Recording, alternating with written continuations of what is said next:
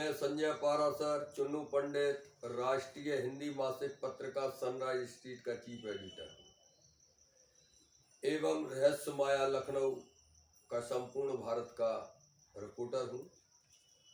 मेरे नाना पंडित श्री गोपाल दत्त पाराशर एवं उनकी धर्मपत्नी श्रीमती गंगा देवी पाराशर स्वतंत्रता संग्राम सेनानी, जिन्होंने आज़ादी की लड़ाई लड़ी और सैकड़ों बार जेल गए। निवास स्थान एटा, तहसील साहबर, जिला एटा।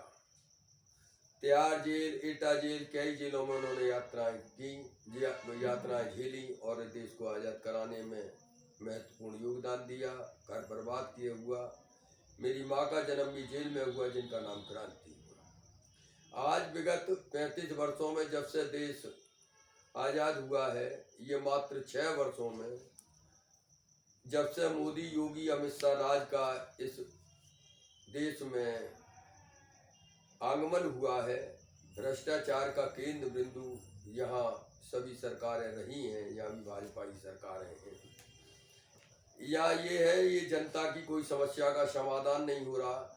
जब से ये बने बैठे हैं मोदी जी और अमित शाह, और ये कोई जनहित का कार्य नहीं कर रहे। ये केवल पूंजीपतियों की सरकार है।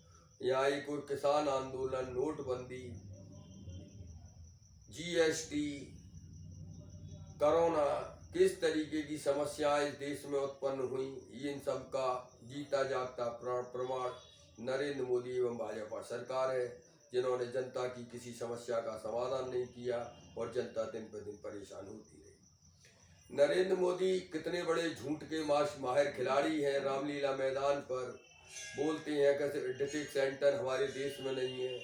इधर बोलते हैं कि जब मेरी सरकार आ जाएगी तो किसानों का भला करूंगा, उनका कर्जा माफ करूंगा, ये मैं खुद करूंगा। लेकिन जब सरकार में आए तो किसानों को ही बेचने का सौदा कर लिया। और आज संपूर्ण भारत में किसान किस तरीके से परेशान है, इसका जीता जागता प्रमाण चारों पांचों बॉर्डरों पर देखा जा रहा है। राकेश टिकैत जैसे व्यक्ति को रोना पड़ा क्योंकि उनके ऊपर लाल किले का फर्जी मामला दर्शाकर खुद भाजपाई लोगों ने किस तरीके से विधायक और उन लोगों ने गाली गलौज करके और वहाँ उनको प्रताड़ित एवं परेशान किया, जिससे कुछ किसान संगठन जो आए थे वो वापस जाने लगे। उनके इस अपील का असर ऐसा हुआ कि आज संपूर्ण भारत में इस सरकार की घोर अंधेर नगरी, चौपट राजा वाली कहानी साक्षात हो गई। और सबसे प्रत्यक्ष प्रमाण अगर इस देश में किसी चीज को सामने है तो वो यहाँ की न्यायपालिका है, जो पथभ्रष्ट है। सर्वोच्च न्यायालय जो है, ये भाजपा सरकार जब से आई है उसके अधीन ही कार्य कर रही है, क्योंकि रंजन गोगोई को देख लिया, कितने भयंकर घोटाले हुए हैं इस मोदी योगी राज में, अमित शाह राज में। उनकी कोई जांच नहीं हुई, सब में क्लीन चिट दी जाती रही। और उसका परिणाम ये हुआ कि दिन प्रतिदिन इनकी भ्रष्टाचारी एवं जनता के प्रति उदासीनता एवं प्रताड़ता बरकरार जारी रही, जिसका मैं साक्षात प्रमाण हूँ। विगत 35 वर्षों से स्वतंत्रता संग्राम सेनानी परिवार होने के नाते राष्ट्रीय पत्रकारिता कर रहा हूँ। और भूम माफिया गैंग जो जनपद हाथरस में एटा, मैनपुरी, अलीगढ़, कानपुर, कन्नौज, लखनऊ, हाथरस, मथुरा, आगरा, ये जितनी भी जगह हैं जो राजनेता हैं, इन्हीं के सारे पर जो धार्मिक एवं सार्वजनिक संपत्ति थी, ट्रस्ट की हो या मंदिर की हो या बाग हो या बगीची हो, इन पर सब तरीके के कब्जे निरंतर आज भी हो रहे हैं, साक्षात हो रहे हैं। ये खाती खाना स्त्री दुर्गा महारानी की संपत्ति पर जहाँ एक और कब्जा किया गया, वहीं उसको IAS अधिकारी आई है, SDM मीना जी, उनके देख रेख में वहाँ पूरा नवनिर्माण हो गया। और जिला अधिकारी के यहाँ से कमेटी बनाकर उसमें भी कुछ नहीं किया गया, और वो कमेटी में ही जो भगवती प्रसाद गौड़ की अपील थी उसको निरस्त कर दिया। जबकि राजस्व अभिलेखों में 567, 564 और 563 रकबा नंबर है, लेकिन तहसील के मदन शर्मा पटवारी ने राजस्व नगर पालिका की भवन संख्या दर्शाकर जो पट्टेदार थी मधु पाठक, जिसके ससुर पट्टेदार थे, जिनने पट्टेदारी नहीं दी और उनकी पट्टेदारी खत्म हो गई, और उसके और भी परिवारी जन सभी पट्टेदार थे, फर्जी वसीयत के आधार पर सैकड़ों करोड़ों की संपत्तियां बेची जाती रही। वहीं 40-50 किराएदारों को बेदखल किया गया और मुझ जैसे पत्रकार संजय पाराशर को 111 दिन झूठे चौथ वसूली एवं हत्या जैसे मुकदमे में जेल में भेजा गया। मेरे घर की कुर्की की गई, मुझे परेशान किया जाता रहा और आज भी मेरे मंदिर प्रयाग नारायण पर कब्जा है चंद्र प्रकाश छावड़ा, प्रदीप छावड़ा द्वारा। वहीं कामेश्वर सांस्कृतिक विद्यालय एवं तिलक हिंदी पुस्तकालय की पर दीवार लगाकर डॉक्टर राजलोचन उपाध्याय, किशन लाल चतुर्वेदी ने जहाँ कब्जा किया, करोड़ों रुपए की ग्रांट सांस्कृतिक विद्यालय के नाम पर खाई। वहीं रामलीला ग्रांड बागला मार्ग पर दिनेश कुमार छंगा एवं राकेश गुप्ता, लीलाधर गुप्ता ने जीना तोड़कर कब्जा किया। एक दुकान की 2 दुकान करके वहाँ कांतकार गृह उद्योग के गोदाम थे, जीना था, अंदर 2 कोठरी थी, पुस्तकालय की ऊपर कमरा था जिनमें करोड़ों रुपए के ग्रंथ एवं अलमारियां थीं, जिनको गायब करके उन्होंने कब्जा कर लिया।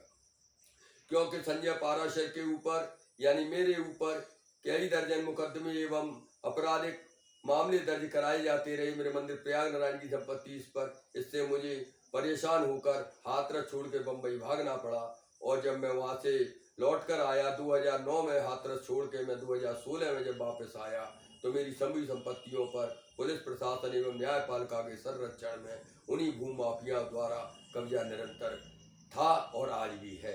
लेकिन जनपद हाथरस का जिला प्रशासन एवं न्यायपालिका एवं कार्यपालिका कोई सुध नहीं ले रहे, सब मुझे मरवाने और मारने पर आमादा है, क्योंकि मैं निष्पक्ष और धर्म की लड़ाई लड़ रहा हूँ। धर्म बचाओ, धर्मार्थ बचाओ।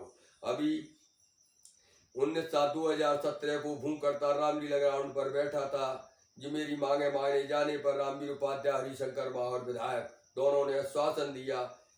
उप जिलाधिकारी और SDM, CO और कोतवाली हाथरस सभी मौजूद थे, जिलाधिकारी अमित कुमार और सुशील कुमार भूले के नेतृत्व में, लेकिन मेरी किसी समस्या का समाधान नहीं हुआ। उल्टे मेरे ऊपर चौथ वसूली एवं हत्या जैसे मुकदमे लगाकर मेरे परिवार को यहाँ प्रताड़ित किया गया। मेरे बच्चों BLS में पढ़ते थे, उनको बम्बई से भागना पड़ा और मुझे भी परेशान होना पड़ा और आज भी मैं निरंतर परेशानी का सामना कर रहा हूँ। मेरा परिवार दर दर की ठोकरें खा रहा है, बम्बई में किराए के मकान में रहता है और मेरे यहाँ जो रिहाइश है, परिवार है, मेरी जो संपत्तियाँ हैं उन पर भूमि माफियाओं को आज भी कब्जा है।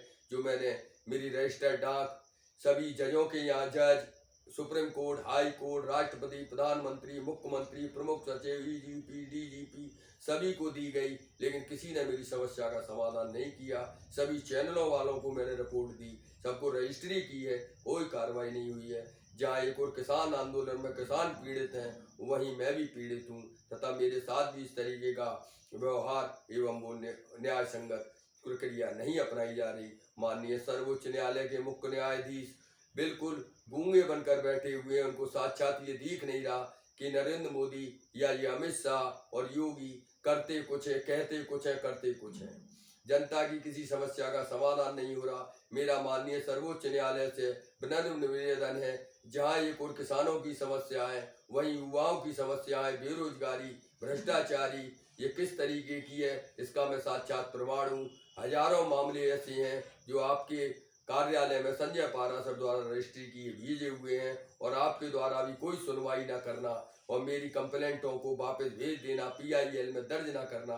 मेरे पास सुप्रीम कोर्ट के कई लेटर हैं जिनको मैंने जो लिख के पहले भेजा था श्री हिचलाल तिवारी बनाम कमला देवी याद में पारित आदेशों का, जहाँ उल्लंघन किया गया है। मैं A कबीर और तरुण चटर्जी के आदेश, जो धर्मार्थ एवं ट्रस्ट की संपत्ति न बेची जा सकती, न ही उसका निर्माण किया जा सकता, न ही उसका बैनामा किया जा सकता, लेकिन हाथरस में रजिस्ट्री कार्यालय रजिस्ट्री करने में लगा हुआ है और उप जिला मजिस्ट्रेट निर्माण कराने में लगे हैं और कोतवाली प्रशासन दान देने में लगा है और पटवारी लेखपाल राजस्व अभिलेखों में हेर फेर करने में लगे हुए हैं।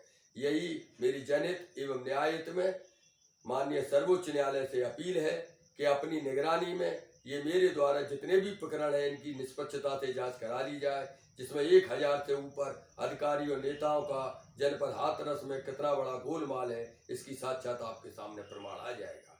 जिसका साक्षात प्रमाण है राजस्व अभिलेखों में जमुना बाग को जहाँ हरित पट्टिका में गजट किया गया था गवर्नर के नाम, उसको बाग को उजाड़ दिया गया। मई बेनीराम बाग, जमुना बाग, श्री किशन चंद महाराज की प्रॉपर्टी, सैकड़ों मंदिर, प्रॉपर्टी, बगीचियों पर माफियाओं द्वारा पोखर, पजाई, बंजर, शमशान सब पर डीआरवी कॉलेज, सरस्वती कॉलेज और पजाई हाल पर किस तरीके से माफियाओं ने आलीशान कोठियां बना ली, जबकि जिलाधिकारी के आदेश होने के बाद भी उप जिला मजिस्ट्रेट और सिविल जज सीनियर डिवीजन, सिविल जज जूनियर डिवीजन एवं एडीजे और डीजे की कोर्टों में लोकेश पाठक जैसे कुख्यात भू माफिया बनकर वकालत की आड़ में जहां एक को न्यायपालिका की गरिमा को कलंकित कर रहे हैं, वहीं माननीय सर्वोच्च न्यायालय एवं भारतीय संविधान से बने कानूनों को जनपद हाथरस में रौंदा जा रहा है। मैं इसका जीता जाता साक्षात प्रमाण हूँ। ये मेरा वीडियो जनहित एवं न्यायहित में जारी कर रहा हूँ। इसको सुनकर, समझकर और यूट्यूब, गूगल, फेसबुक पर मेरे सैकड़ों वीडियो, कई दर्जन वीडियो है, उनको देखा जाए। मेरी सत्यता की रिपोर्ट है। मैं फेसबुक, ट्विटर पर और मेरे व्हाट्सएप वगैरह को बंद कर दिया गया है, फेसबुक को बंद कर देते हैं। इस तरीके की समस्या है, जबकि मैं न्यायहित में, जनहित में हर चीज सत्यता की लिख रहा हूँ। अगर किसी में असत्यता हो तो मैं जेल जाने को और फांसी पर लटकने को तैयार हूँ, क्योंकि मैं स्वतंत्रता सेनानी परिवार से हूँ। न डरूंगा न झुकूंगा। सत्यता, एक दिन सत्य सामने आकर रहेगा। और इस जनपद में जितना भी प्रशासन है, ये किसी भी समस्या का समाधान नहीं कर रहे।